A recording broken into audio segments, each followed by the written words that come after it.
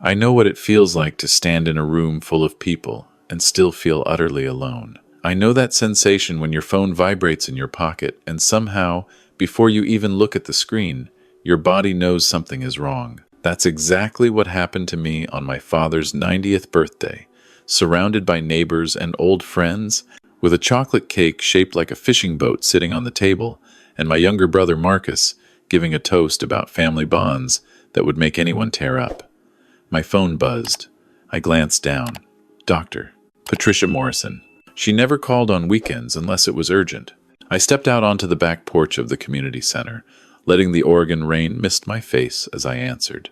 William, where are you right now? Her voice was tight, professional but strained. At Dad's party. Is everything okay? Listen to me carefully. Don't let Marcus take your father home tonight. Make an excuse. Any excuse. Tell him Robert's tired and you're taking him back to your place. My chest tightened. What are you talking about? I can't explain over the phone. But William, I found something in your father's last blood work. Something that doesn't add up. I need you to come to my office first thing Monday morning. And I need you to bring every medication bottle from your father's house. Every single one. Patricia, you're scaring me. Good. You should be scared. And William, one more thing. Don't mention this conversation to Marcus. Not yet. Not until we talk. The line went dead. I stood there, rain soaking through my shirt, staring at the warm lights inside where my brother was laughing with Dad's old fishing buddies. Marcus, who'd driven up from California 3 months ago saying he wanted to spend more time with Dad before it was too late. Marcus, who'd been staying in Dad's spare bedroom, helping with doctor's appointments, managing his medications. Marcus, my little brother, who used to follow me around with a toy hammer when I was building model airplanes in the garage. I walked back inside, and when I looked at him now, really looked at him, I saw something I'd been too blind to see before. The way his smile never quite reached his eyes. The way his hand rested on Dad's shoulder like a claim of ownership. The way his wife Diane sat beside them, scrolling through her phone with an expression that could only be described as impatient. Everything okay? Marcus asked, catching my eye. Yeah, just work stuff. You know how it is. I didn't know how it was. I'd been retired from civil engineering for 5 years, but Marcus nodded like it made perfect sense. And that's when I knew Doctor Morrison was right to be worried. The party wound down around 8. Dad was fading, his 90-year-old frame exhausted from the excitement. Marcus stood up, jangling his keys. Come on, Pop. Let's get you home. Actually, I said, my voice sounding strange in my own ears, I was thinking Dad should stay at my place tonight. Jenny made up the guest room, and you know how he loves her blueberry pancakes in the morning. My wife Jenny looked at me, confused. We hadn't discussed this. But she'd been married to me for 42 years and knew when to play along. Marcus's face did something complicated. That's not necessary, Will. I've got his routine down. His pills are all organized at the house. I insist. It's his birthday. Let Jenny spoil him a little. The silence stretched too long. Diane looked up from her phone, eyes sharp. But Dad smiled, oblivious. Blueberry pancakes sound mighty good. That night, I sat in my study while Dad slept in the guest room, and Jenny watched me with worried eyes. I'd told her about Dr. Morrison's call, and she'd gone pale. We'd both noticed that Dad had been more confused lately, more tired. We'd chalked it up to age. He was 90, but what if it wasn't age? Monday morning arrived like a sentencing. I'd spent the weekend at Dad's house while Marcus was out, collecting every medication bottle I could find. 23 bottles, heart medication, blood pressure pills, cholesterol medication, vitamins, supplements. I'd photographed the labels, noted the dosages, packed them carefully in a canvas bag. Dr. Morrison's office was in a small medical building on the edge of town. She'd been Dad's doctor for 15 years, mine for 10. I trusted her completely. When her nurse led me to her private office instead of an exam room, my hands started shaking. She closed the door, locked it. Then she pulled out a manila folder thick with papers. William, how much do you know about your father's finances? The question caught me off guard. Enough. He's comfortable. His pension from the mill, plus Social Security, plus what he saved. He owns his house outright. Why? When was the last time you looked at his bank statements? I don't. He's always been private about money, handles his own affairs. She slid a paper across the desk. Bank statement from First Community Bank. Dad's checking account. I scanned the numbers, and my stomach dropped. This can't be right. He had over 200,000 in this account last year. Now there's 8,000? Keep looking. I had to request these through Elder Protective Services with a court order. Your father's accounts have been systematically drained over the past 6 months. Multiple large withdrawals. Transfers to accounts. I traced back to Marcus. My brother's name hung in the air like poison. There's more, Dr. Morrison continued. She pulled out another document. This is a power of attorney, signed 3 months ago, giving Marcus full financial and medical authority over your father. I stared at Dad's signature. It looked like his handwriting, but shakier. Wrong. Did Dad mention this to you? Never. Patricia. He wouldn't. He always said he wanted me to have POA because I was the oldest, and I couldn't finish the sentence. Because I was responsible. Because he trusted me. I don't think he knew he was signing this. Look at the date. June 15th.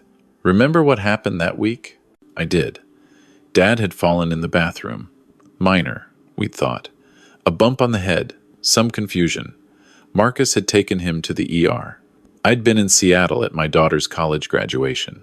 He was disoriented from the fall, Dr. Morrison said quietly. Perfect time to slide a document in front of him. The rage started then, hot and sharp behind my eyes. But she wasn't done. Now look at his medication list from my records. She handed me another paper. And compare it to what he's actually been taking. I pulled out the bottles I'd collected, started comparing. And that's when I saw it. The dosage is wrong. His digoxin, it's supposed to be 0.125 milligrams daily. These pills are 0.25. Exactly. Double the prescribed dose. And look at the frequency on the bottle label. I looked. Someone had used a marker to change once daily to twice daily. He's been getting 4 times his prescribed dose of heart medication for at least 2 months based on his blood work. William, digoxin toxicity, mimics dementia, confusion, fatigue, loss of appetite, nausea, all the things you've been attributing to normal aging. You're saying Marcus is poisoning him. She met my eyes. I'm saying someone has been systematically overdosing your father on his own medication, and that same someone has legal control of his finances and medical care. I filed a report with Adult Protective Services this morning. But William, you need to understand something. Your father was 1 more dose away from cardiac arrest. If you hadn't taken him home Friday night, she didn't need to finish. I understood. My brother had been killing our father, slowly, methodically, making it look natural. And once Dad was gone, Marcus would inherit everything as the POA holder. The next 3 days were a blur of lawyers, police reports, and emergency court filings. We got a temporary restraining order against Marcus, freezing him out of Dad's accounts and revoking the POA. I became Dad's legal guardian. Through it all, Dad seemed confused, asking where Marcus was, why he couldn't go home. He's helping you, Pop, I told him, the lie bitter on my tongue. I couldn't tell him the truth yet, couldn't break his heart with the knowledge that his younger son had been trying to kill him. Marcus called me on Wednesday. His voice was smooth, reasonable. Will, what's going on? I got served with some papers. There must be a mistake. No mistake.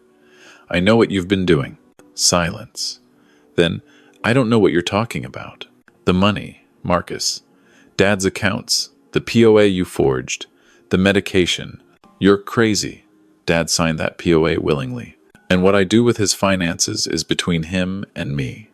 I have legal authority. Had. Past tense.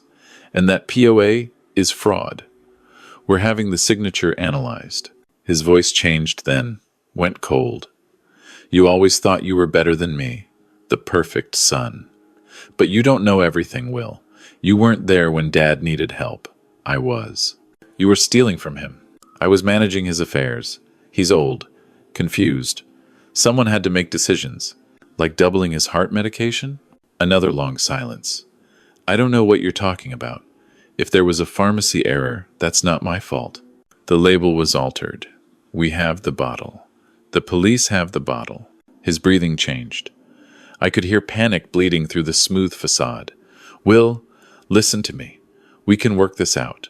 Family, we're family. You tried to kill our father. I would never. You have to believe me. Diane, she was stressed about money. I owed some people. Bad investments. But I never wanted to hurt Dad. Maybe I moved some money around, but I was going to pay it back. And the medication thing, that must have been a mix-up. I would never. He was lying. I could hear it in every word. But more than that, I could hear something else. Fear. The police want to talk to you, Marcus. You and Diane both. You called the cops on your own brother? You poisoned our father. He hung up. An hour later, his lawyer called. By evening, Marcus and Diane had packed up and left town. But they couldn't run far enough. The investigation moved faster than I expected. Dr. Morrison's documentation was thorough. The bank records were clear. And when the police searched Dad's house with a warrant, they found something I hadn't. A small notebook, hidden in the back of Dad's closet, in his own handwriting. Shaky, but unmistakably his. It was dated. Entries going back 4 months. Short, confused sentences, but enough. Marcus said, I need to sign paper for the bank. My head hurts. Can't remember. Money missing? Asked Marcus. He said, I'm confused. Maybe I am. Pills make me sick. Marcus says doctor changed dose. Can't remember doctor saying that. Something wrong, don't trust. But he's my son. Must be wrong. The last entry was from 3 weeks ago. If something happens to me, William should know. Marcus not right, scared, but too old to fight, too tired. God forgive me. I sat in Dad's bedroom, holding that notebook, and I cried for the first time since this started. For my father, trapped in his own confusion, knowing something was wrong but unable to act. For the trust that had been shattered. For the little brother I'd once carried on my shoulders who'd grown into someone I didn't recognize. The forensic accountant we hired traced it all. Marcus had drained $192,000 from Dad's accounts over 6 months. Cash withdrawals, transfers, even a second mortgage on Dad's house that he'd forged Dad's signature to obtain. The money had gone to pay off gambling debts, credit cards, a failed business venture in California. Diane had known everything, had helped. There were text messages between them discussing waiting it out and natural causes. When Dad's medication was adjusted back to the correct dosage, the change was remarkable. Within a week, his confusion lifted. His appetite returned. And one morning, sitting at my kitchen table with Jenny's blueberry pancakes in front of him, he looked at me with clear eyes and asked the question I'd been dreading. Where's Marcus? I told him everything. Watching my father's face as he absorbed the truth was one of the hardest things I've ever done. He didn't cry. He didn't rage. He just got very quiet, very small, and when he finally spoke, his voice was barely a whisper. I knew. Part of me knew. But I didn't want to believe it. It's not your fault, Dad. He's my son. I raised him. Where did I go wrong? You didn't go wrong. Marcus made his own choices, but I could see he didn't believe me. The guilt of a parent whose child has gone astray is a special kind of agony, and no words of mine could ease it. The trial took 8 months to start. Marcus and Diane were charged with elder abuse, financial fraud, attempted murder, and a string of other crimes I couldn't keep track of. They pleaded not guilty, claimed it was all a misunderstanding, that Dad was confused, that I was making it all up because I was jealous of Marcus's relationship with our father. But the evidence was overwhelming. Dr. Morrison testified about the medication tampering. The forensic accountant laid out the money trail. The handwriting expert confirmed the POA signature was forged. And Dad, 91 years old now and sharp as ever, took the stand in a Navy suit and told the truth. He didn't look at Marcus once during his testimony. Neither did I. Diane broke first. 2 days into the trial, her lawyer cut a deal. She'd testify against Marcus in exchange for a reduced sentence, and testify she did. She told the court everything. How Marcus had racked up $200,000 in gambling debts. How they'd planned to move in with Dad to help and gradually drain his accounts. How Marcus had suggested the medication adjustment would speed things up. How they'd planned to get the death certificate, collect Dad's life insurance, sell his house, and disappear before anyone noticed. It was supposed to look natural, Diane said on the stand, crying. Just an old man's heart giving out. No one would have questioned it.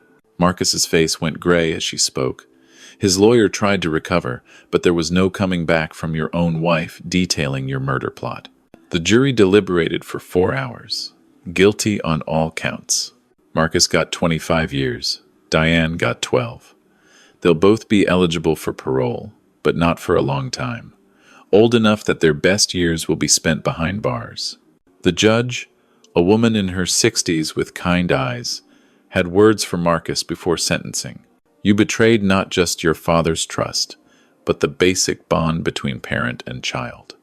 You exploited his age, his vulnerability, and his love for you. There is no sentence I can give that will repair the damage you've done to your family. But I can ensure you won't have the opportunity to do it again. Dad didn't attend the sentencing. He said he'd heard enough. Instead, we were home in my kitchen, and he was teaching my grandson how to tie a fishing fly. Life going on. That's what survival looks like. That evening, Dad called me into his study. He'd moved into my house permanently, sold his old place, couldn't stand to be there anymore. He pulled out a new will, freshly drawn up by his lawyer. I want you to read this, he said. I scanned the pages. He'd left everything to me, to my daughter, Sarah, and to my grandson, Tommy. Established a trust for Tommy's education. Donated $50,000 to the local senior center for elder abuse prevention programs. And at the end, a special provision. To my son Marcus, I leave the sum of 1 cent, so that he may never claim he was forgotten, and so that the record will show that he received precisely what his actions earned him. Dad, you don't have to. Yes, I do. He's still my son. I still pray for him every night. But I won't pretend that what he did was anything less than what it was. He tried to kill me for money. That has to mean something. We scattered Mom's ashes 10 years ago in the river where she and Dad used to fish. This spring, Dad wants to go back there, just to sit and remember. He's 91, healthy now, sharp now, and he says he can feel her with him still. I've learned things I wish I didn't know. That blood relation doesn't guarantee love or loyalty. That the people closest to you can be the most dangerous. That greed can corrupt even family bonds. But I've also learned that survival is possible. That justice, though slow, can be served. That an old man's notebook and a doctor's vigilance can make all the difference. Dr. Morrison stopped by last week with a bottle of wine. We sat on the porch while Jenny and Dad played cards inside. How's he doing? She asked. Good days and bad days, but mostly good. And you? I thought about it. About the brother I lost, or maybe never really had. About the father I saved. About the family that survived. I'm okay, I said. And I meant it. She nodded, sipped her wine. You know, I almost didn't call you that night. Almost convinced myself I was overreacting. But something in my gut said your father was in danger. I'm glad you listened to your gut. Me too. We sat in comfortable silence as the Oregon rain started up again. That soft, persistent drizzle that makes everything green and alive. Inside, I could hear Dad laughing at something Tommy said. The sound of it, bright and clear and real, was better than any verdict, any justice, any money ever returned. That's what Marcus never understood. The real wealth was never in Dad's bank account. It was in Sunday dinners and fishing trips and teaching your grandson to tie flies. It was in trust and time and the simple act of showing up without an agenda. You can't steal that. You can't forge it. You can't fake it. And in the end, that's what saved us. Not the lawyers or the police or the forensic accountants, though they all helped. What saved us was that beneath all the confusion and medication and manipulation, my father knew. Some part of him knew and left breadcrumbs for me to find. And I found them, just in time,